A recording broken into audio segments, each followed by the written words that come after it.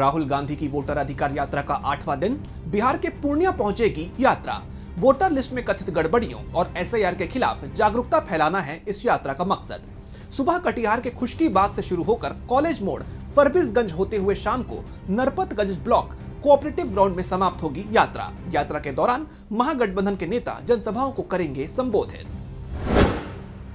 आज भी बिहार दौरे पर रहेगी कांग्रेस की स्क्रीनिंग कमेटी। आगामी विधानसभा चुनाव में कांग्रेस के संभावित उम्मीदवारों के चयन के लिए अहम माना जा रहा है ये दौरा। सुबह 9 बजे गया जी के होटल विष्णु विहार में स्क्रीनिंग कमेटी के साथ होगी उम्मीदवारों की बैठक। गया जी, नवादा, नालंदा, जमुई और शेखपुरा जिलों के उम्मीदवारों के साथ की जाएगी चर्चा। इसके बाद शाम 5 बजे सदाकत आश्रम पटना में होगी दूसरी बैठक, जिसमें पटना 1, पटना 2, पटना नगर और जहानाबाद जिलों के संभावित उम्मीदवारों के साथ होगी चर्चा। आज तमिलनाडु के दौरे पर बी सुदर्शन रेड्डी। इंडिया गठबंधन के उपराष्ट्रपति पद के उम्मीदवार हैं रेड्डी। उपराष्ट्रपति चुनाव के लिए गठबंधन के घटक दलों से समर्थन जुटाने की एक अहम रणनीतिक पहल है ये यात्रा। अपनी यात्रा के दौरान रेड्डी डीएमके, कांग्रेस और इंडिया गठबंधन के अन्य प्रमुख घटक दलों के सीनियर नेताओं के साथ करेंगे मुलाकात।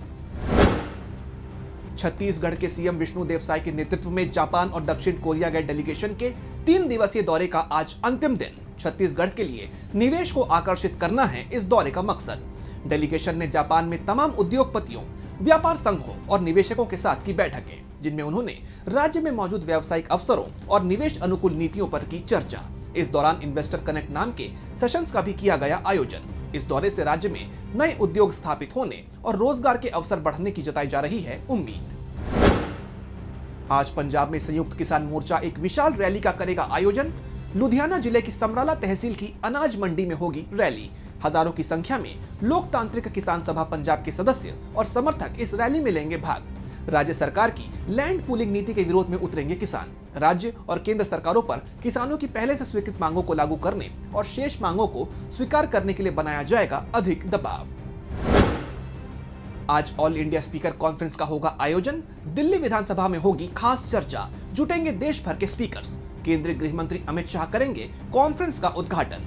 लोकसभा अध्यक्ष ओम बिरला की ओर से किया जाएगा समापन। इस दौरान महात्मा गांधी और विट्ठल भाई पटेल के बीच संवाद के दौर पर लिखे गए पत्रों को किया जाएगा प्रदर्शित। शहीद भगत सिंह की फांसी से जुड़े दस्तावेज भी किए जाएंगे पेश।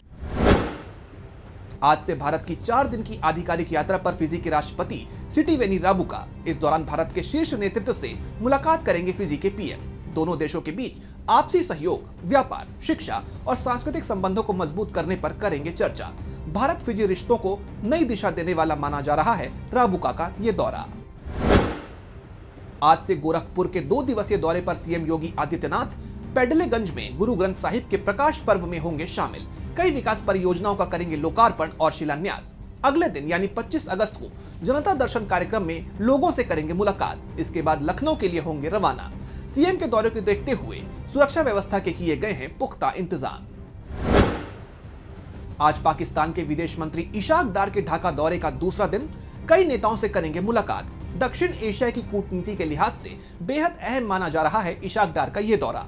बांग्लादेश सरकार के विशेष निमंत्रण पर हो रही है ये यात्रा। ये दौरा दोनों देशों के रिश्तों और क्षेत्रीय राजनीति पर डाल सकता है असर। दौरे को लेकर सियासी हलचल हुई तेज।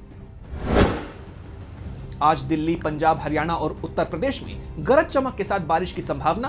पूर्वोत्तर राज्यों जैसे असम, अरुणाचल प्रदेश और मेघालय में भारी बारिश की है चेतावनी। पश्चिम बंगाल और ओडिशा में मध्यम से भारी बारिश की है उम्मीद, जबकि बिहार और झारखंड में हल्की बारिश का है अनुमान। दक्षिण भारत में केरल, तमिलनाडु और कर्नाटक के तटीय इलाकों में बनी रहेगी मॉनसून की सक्रियता। मध्य प्रदेश, छत्तीसगढ़ और महाराष्ट्र में हो सकती है छिटपुट बारिश।